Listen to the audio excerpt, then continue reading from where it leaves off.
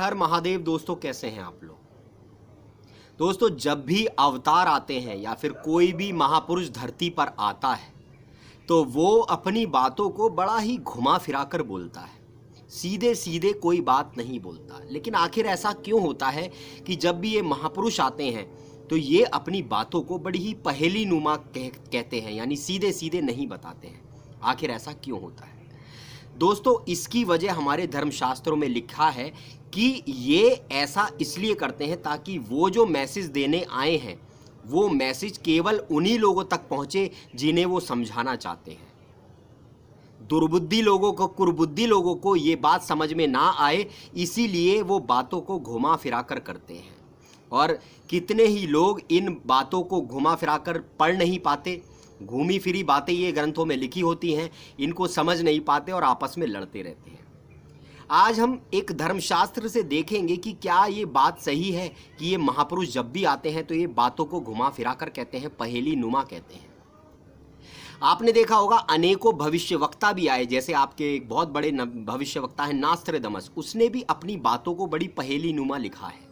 उनकी बातों को कुछ लोगों ने डिकोड किया, थोड़ा बहुत लगा पाते हैं लेकिन ज़्यादा नहीं लगा पाते हैं। चाहे आप भविष्य मालिका के संत को ले लीजिए, उन्होंने भी अपनी बातों को घुमा फिरा कर लिखा है। बातों को घुमा फिरा कर लिखने का केवल यही उद्देश्य है ताकि वही लोग समझे जिन्हें वो समझाना चाहते हैं। आज यही चीज़ आपके साथ शेयर करने वाला हूँ। ये एक नया नियम है बाइबल, इसका छोटी सी बाइबल है, पेज नंबर 19 में आपके साथ आज पढ़ने वाला हूँ। आज इसमें बड़ा ही रहस्य है, इसमें बहुत ही गूढ़ रहस्य बताया गया है कि आखिर ये महापुरुष बातों को घुमा फिरा कर क्यों करते हैं, उसकी वजह बताई गई है। ध्यान से सुनिएगा। नया नियम पेज नंबर 29, मत्ती प्रकरण है 13:11। बीज बोने वाला दृष्टांत, वाले का दृष्टांत। उस दिन यीशु घर से बाहर निकलकर झील के किनारे जा बैठा और उसके आसपास एक विशाल जन समूह एकत्रित हो गया। यानी एक दिन यीशु भगवान जो है वो एक जगह पर बैठ गए जाकर और उनके आसपास लोगों ने भीड़ लगा ली। अतः वह नाव पर चढ़कर बैठ गया और सारा जनसमूह किनारे पर ही खड़ा रहा। यीशु तो नाव पर चढ़ गए लेकिन सारा जनसमूह किनारे पर खड़ा होकर उनकी बातें सुन रहा था। उसने यह कहते हुए उनसे दृष्टांतों में बहुत सी बातें की, दृष्टांतों में बहुत सी बातें कहीं। देखो एक बीज बोने वाला निकला। यीशु उनसे कोल्ड वर्ड्स में बातें कर रहे हैं, कह रहे एक बीज बोने वाला निकला। बोते समय कुछ बीज मार्ग के किनारे गिरे और चिड़ियों ने आकर उन्हें चुग लिया। कह रहे बोते समय जब वो बोने जा रहा था कुछ बीज, तो कुछ बीज जो है वो मार्ग के किनारे पर गिर गए और उन्हें चिड़ियों ने खा लिया। कुछ पथरीली भूमि पर गिरे जहां उन्हें अधिक मिट्टी नहीं मिली और गहरी मिट्टी ना होने के कारण वह शीघ्र उग आए, परंतु सूर्योदय होने पर वे झुलस गए। कह रहे कुछ बीज जो है वो मिट्टी में मिले तो, लेकिन बहुत जल्दी उगे तो, लेकिन अगले दिन सूर्य उगा तो वो झुलस गए। जड़ ना पकड़ने के कारण वे सूख गए। उन्होंने जड़ नहीं पकड़ी तो वो सूख गए। और अन्य बीज कटीली झाड़ियों में गिरे और झाड़ियों ने बढ़कर उन्हें दबा दिया। और कुछ बीज जो है वो झाड़ियों में गिरे और झाड़ियों ने उन्हें दबा दिया। परंतु कुछ बीज अच्छी भूमि पर गिरे और फल लाए, कोई 100 गुना, कोई 800 गुना, कोई 30 गुना। जिसके पास कान हो वह सुन ले।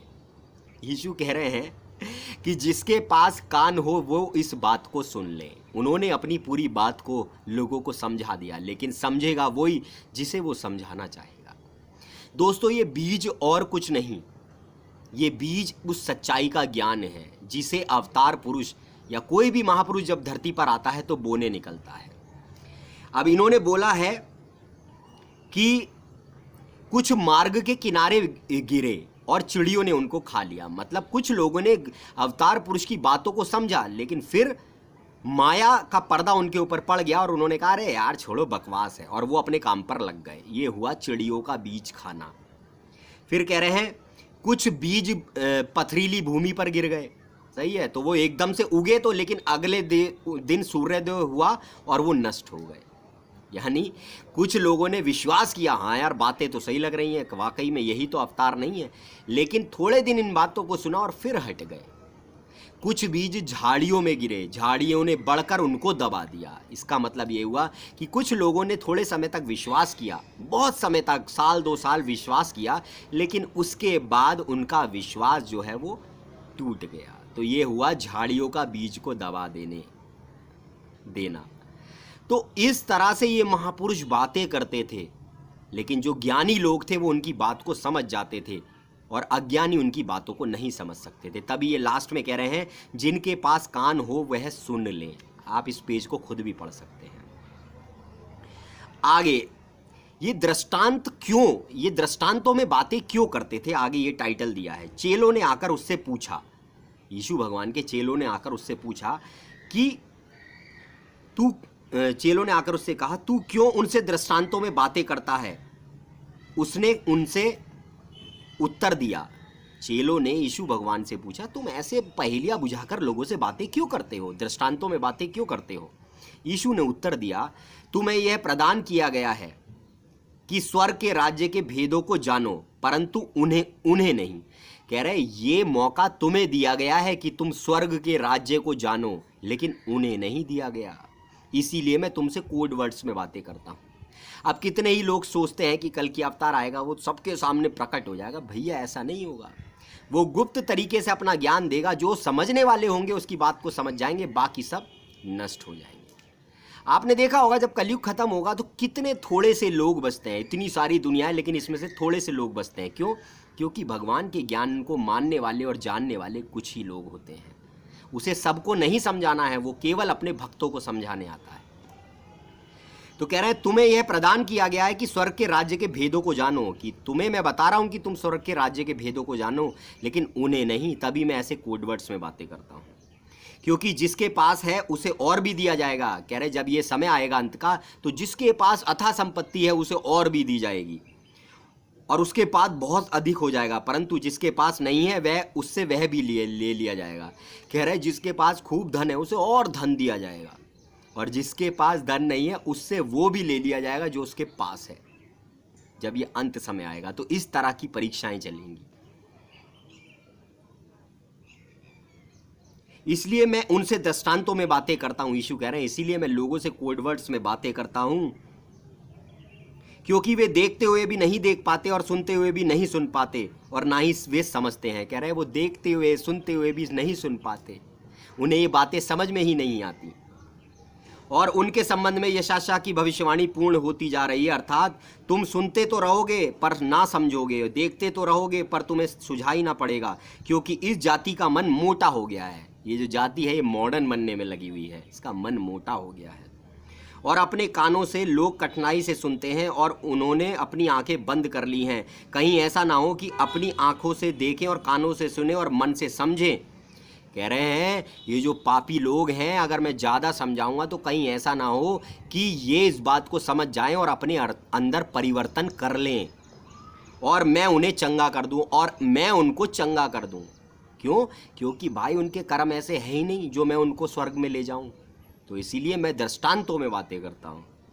पर धन्य है तुम्हारी आंखें क्योंकि वे देखती हैं, परंतु धन्य है वे लोग जो अवतार की बातों को मानते हैं, जानते हैं।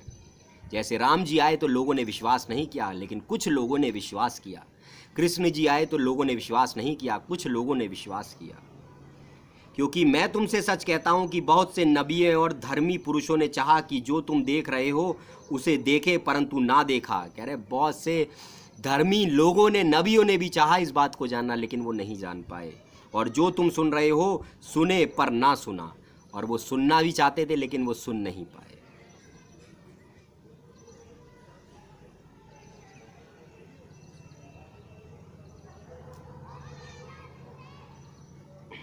अब कह रहे हैं बोने वाले का दृष्टांत का अर्थ है, वो बीज बोने वाले का दृष्टांत समझा रहे हैं कि मैंने बीज बोने वाली बात जो कही थी उसका अर्थ क्या था। अब बोने वाले का दृष्टांत सुनो। जब कोई व्यक्ति राज्य का वचन सुनता है और उसे नहीं समझता, तो वह दुष्ट आकर जो कुछ उसके हृदय में बोया गया था छीन ले जाता है। यानी जब किसी को इस सतयुग का राज्य बताया जाता है तो वो थोड़ी देर को उसको सुनता है, लेकिन काल आकर उसको भ्रमित कर देता है, माया आकर उसको भ्रमित कर देती है। यह मार्ग के किनारे की वह भूमि है जिस पर बीज बोया गया था, और पथरीली भूमि जिस पर बीज बोया गया था यह वह मनुष्य है। कह रहे पथरीली भूमि जिस पर बीज बोया गया था यह वह मनुष्य है जो वचन सुनता है और तुरंत आनंद पूर्वक ग्रहण करता है, फिर भी अपनेपन में गहरी जड़ नहीं रखता, परंतु थोड़े समय का ही जब वचन के कारण क्लेश या सताव आता है तो वह तुरंत ठोकर खाता है। यानी जो वचन सुनता तो है, मानता तो है, लेकिन जब समय आता है परीक्षा का तो पीछे हट जाता है। और कटीली झाड़ी में बोया गया वह मनुष्य है जो वचन सुनता है और संसार की चिंता और धन का धोखा वचन को दबा देता है।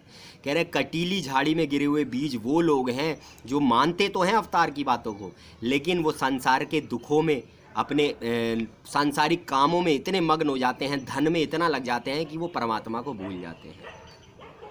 अच्छी भूमि में बोया गया वह मनुष्य है जो वचन को सुनकर और समझकर वास्तव में फल लाता है, कोई 100 गुना, कोई 800 गुना और कोई 30 गुना। और अच्छी भूमि पर जो बीज गिरे वो मनुष्य हैं जो अंत तक उसकी बात पर यकीन करते हैं और बाद में वो फल लाते हैं। कोई 100 गुना लाता है, कोई 20 गुना, कोई 30 गुना। तो दृष्टांतों में जो बातें करना है वो इसीलिए ये लोग महापुरुष जो आते हैं दृष्टांतों में इसीलिए बातें करते हैं भाइयों, क्योंकि उनको पूरी दुनिया को नहीं समझाना है। समझाएंगे वो सबको, लेकिन लोग वही समझेंगे जिन्हें वो समझाना चाहेंगे। वो अपने भक्तों को ही समझाने आते हैं, क्योंकि बाकी उन्हें पता है कोई लाखों बार भी कहेंगे वो नहीं समझेंगे। तो इसीलिए जितने भी ये महापुरुष आते हैं अपनी बातों को घुमा फिरा कर कहते हैं, पहेली नुमा कहते हैं। आज कितने ही लोग धर्म ग्रंथों में लिखी बातों पर बहस करते हैं कि इस धर्म ग्रंथ में ये बात गलत लिखी है, इस धर्म ग्रंथ में ये बात गलत लिखी है। किसी धर्म ग्रंथ में बात गलत नहीं लिखी है, पर हम समझ नहीं पाते हैं। क्यों? क्योंकि बातें दृष्टांतों में लिखी गई हैं, पहेली नुमा लिखी गई हैं, ग्रंथ प्रतीकात्मक लिखे गए हैं, इसीलिए हम इन्हें समझ नहीं पाते हैं। वीडियो अच्छा लगा हो तो प्लीज़ इस वीडियो को शेयर ज़रूर करिए। हर हर महादेव।